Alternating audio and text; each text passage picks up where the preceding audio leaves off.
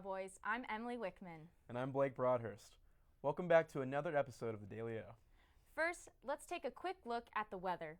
It's pretty cold outside today with a high of 41 and a low of 30 degrees, so don't forget your coats out there.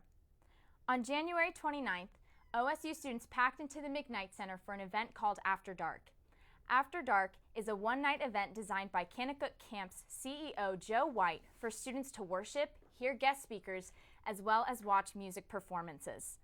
The Voice contestant Jordy Searcy opened the event by performing a few of his well-known singles. Following his act was guest speaker Joe White, who talked about his story of hope. To finish the night, American indie band Colony House closed with some of their popular songs. Senior Liesl Fagg mentioned the impact that this night had on her faith. She said, quote, "After Dark was such a special event. It provided an environment that allowed me to grow stronger in my faith and do it alongside the people who share the same desire to put God first in their lives. It really gave me hope for our generation," end quote. After Dark tours college campuses every few years and visited OSU 2 years ago. SD Perkins, who works the event, hopes for this to be a tradition on Oklahoma State's campus. She said, quote, "It's very beneficial for students to just gain a night of rest and revival, and that where they can come hear a voice of truth spoken over their lives. So I definitely hope that happens more often throughout the years. That brings people, especially throughout the OSU community, together," end quote. Are you looking for a unique way to relieve stress and make new friends along the way? Braden Harper has the story. Stress. Others like to dance. For Micah Cox, she likes to relieve stress by doing the Argentine tango. It's really nice because you can take your mind off of like school, classes, test, stress for a complete hour. Just be able to like blink it all out and have fun dancing and enjoying people. Luckily for her, she is able to relieve her stress through the Argentine Tango Club on campus. Okay, so it's actually like a newer club. We started it last year as kind of a break off from the other dance clubs on campus because a lot of them are like vague in what they are, and we wanted something that we could be like, this is tango. And so if people in the community or at OSU wanted to like know more about tango, it was easy to find and access the resources. Dr. Irene Backus is an assistant professor of art history and is the faculty supervisor for the Argentine Tango Club of OSU.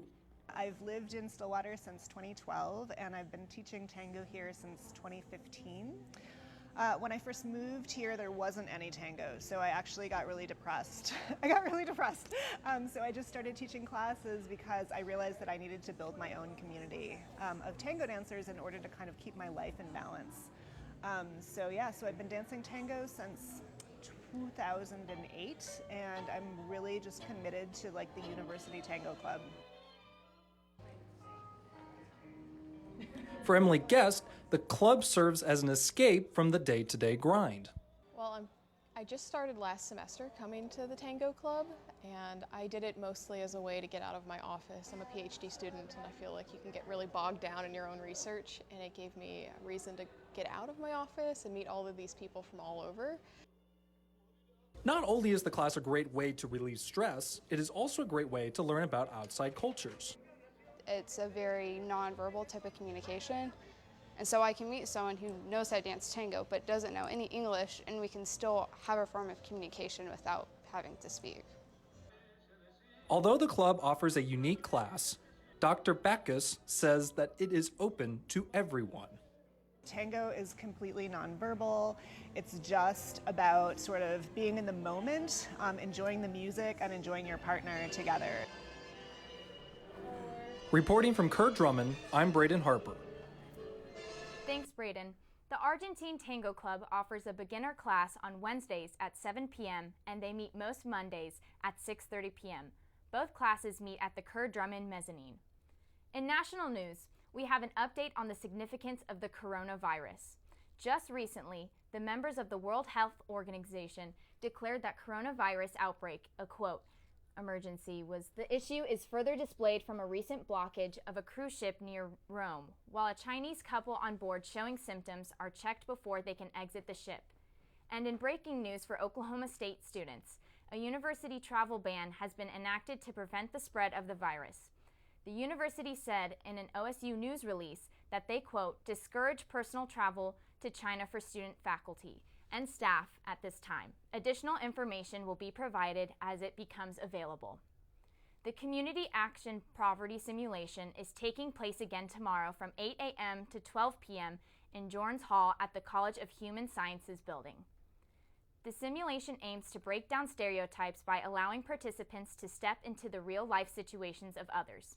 Poverty is often portrayed as a standalone issue, but this simulation allows participants to walk a month in the shoes of someone who is facing poverty and realize how complex and interconnected issues of poverty really are.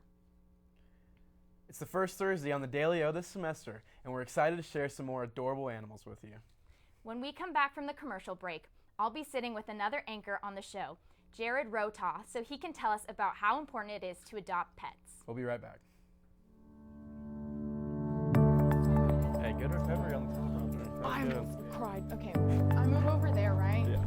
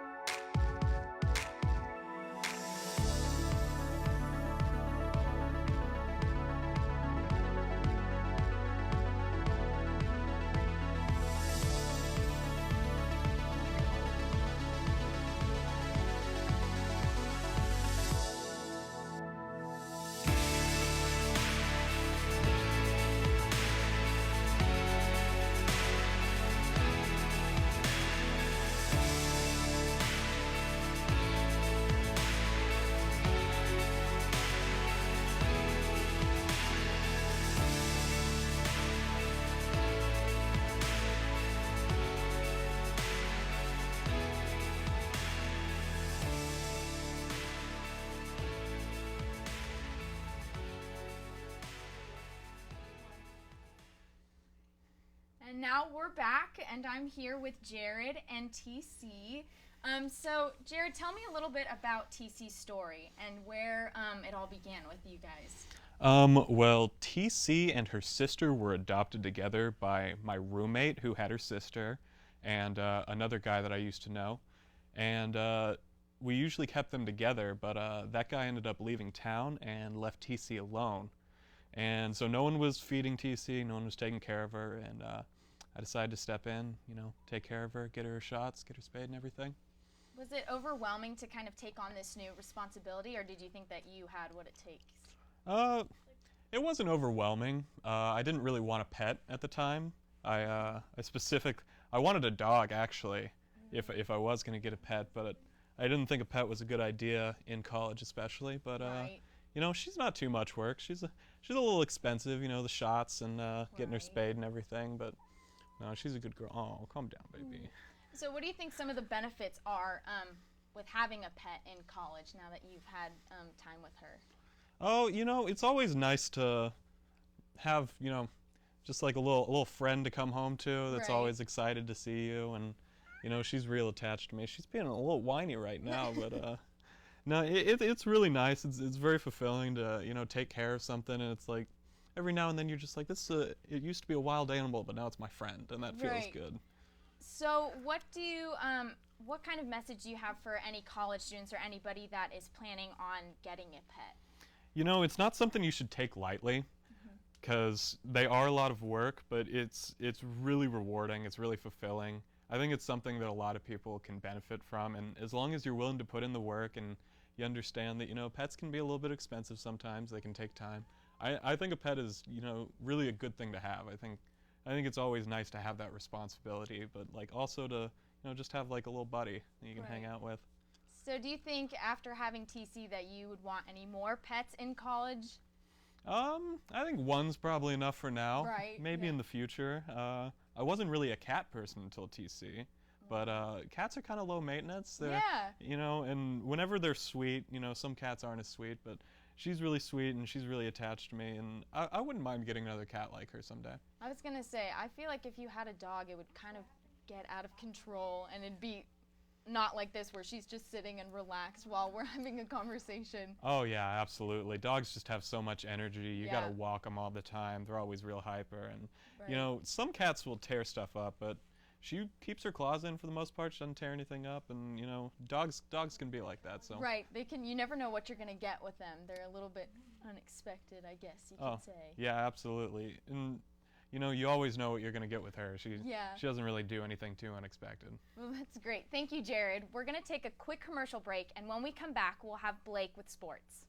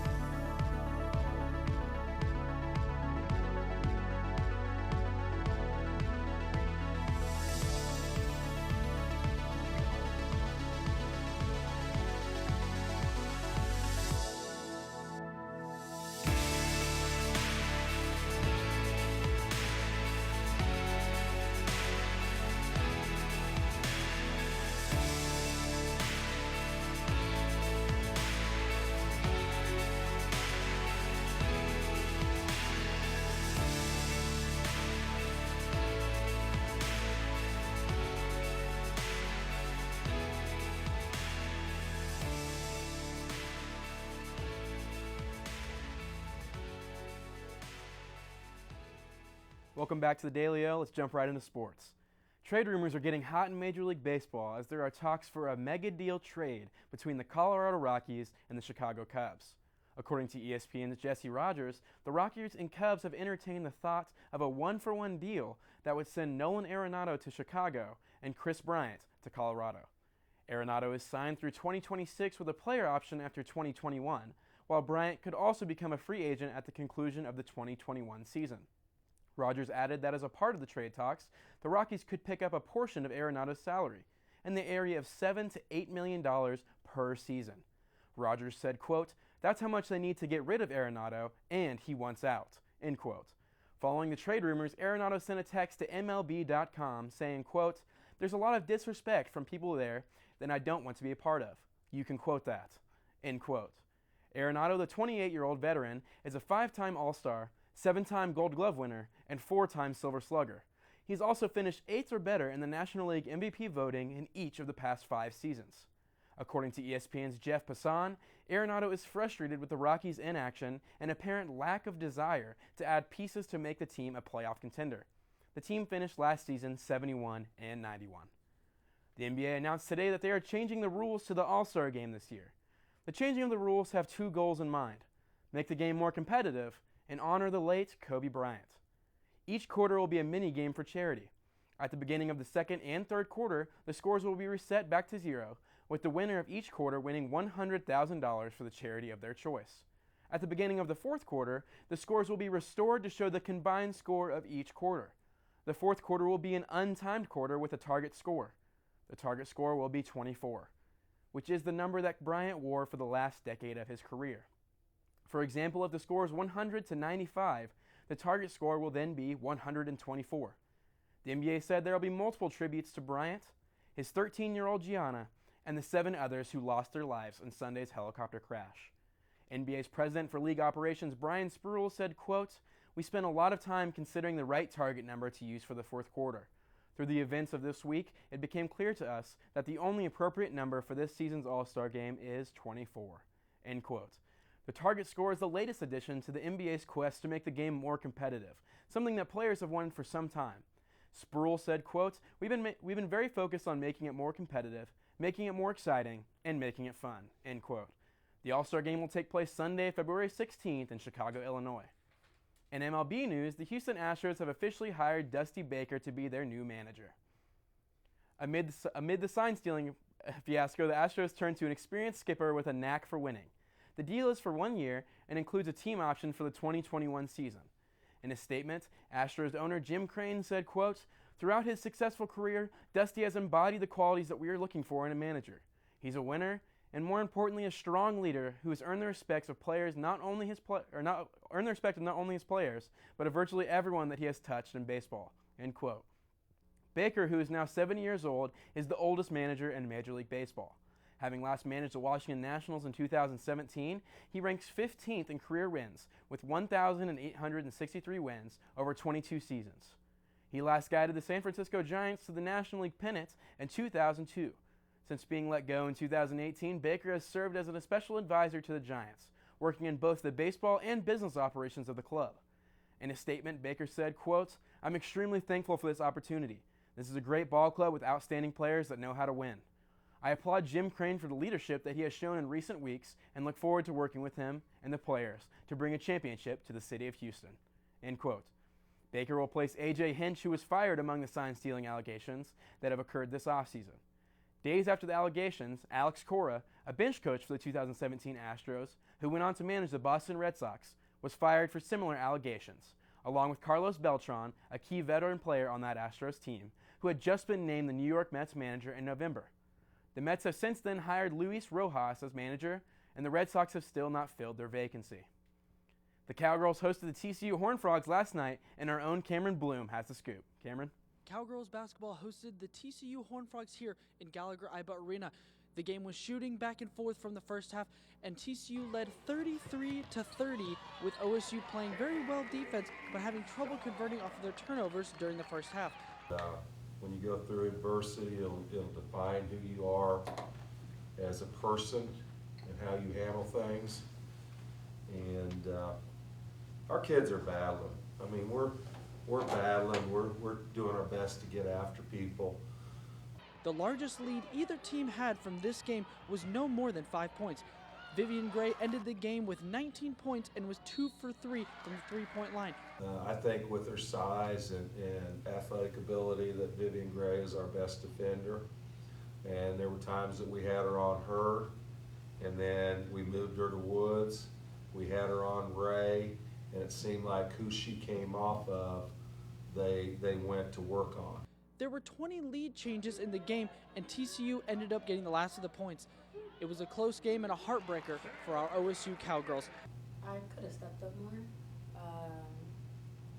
That was a game that we had. There was a few shots that I took that I should have never taken. So I'm kind of disappointed in myself with that. But I think I did all right. I could have done better though. The Cowgirls lost 72-68 and will look forward to their next game in Lubbock as they take on Texas Tech February 1st. I'm Cameron Bloom for the Daily O. Thanks, Cameron. We'll be back with the Daily O right after this.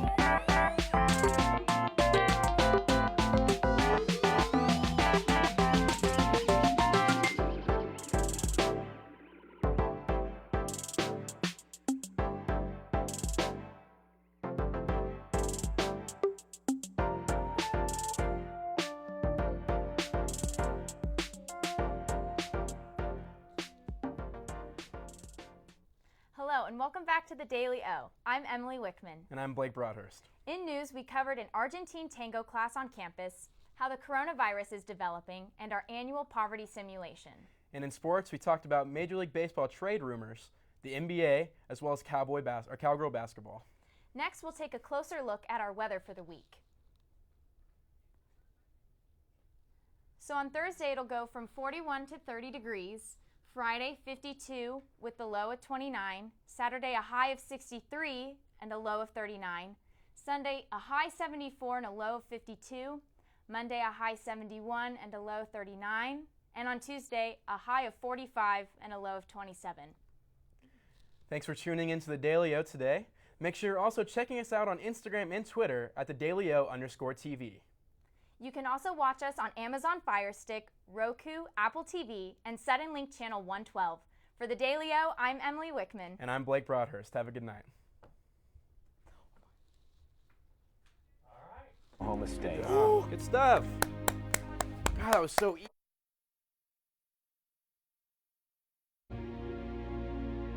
It's my home. I've spent more of my life at OSU than away from it. So here's what I can tell you. There's just something about Oklahoma State. We've had some pretty remarkable people pass through these walls. People like Henry Ivan, Ed Gallagher, Robin Ventura and Barry Sanders. I could go on and on about our All-Americans, our national champions, and our Hall of Famers. You could say the people are what make this place special, and you'd be correct. But it goes beyond the people.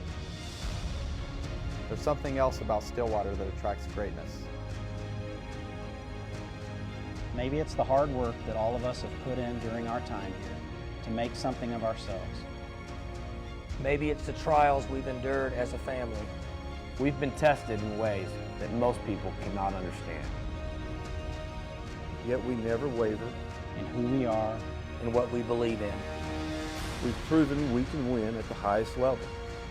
But winning isn't the only reason why people choose Oklahoma State. It's more than that. Our fans don't just cheer for the Cowboys. They are the Cowboys. The culture here is bigger than all of us. It means something to be a Cowboy. It's the values OSU stands for. The values of being loyal and true. Loyal and true. Loyal and true. Loyal and true. Loyal and true.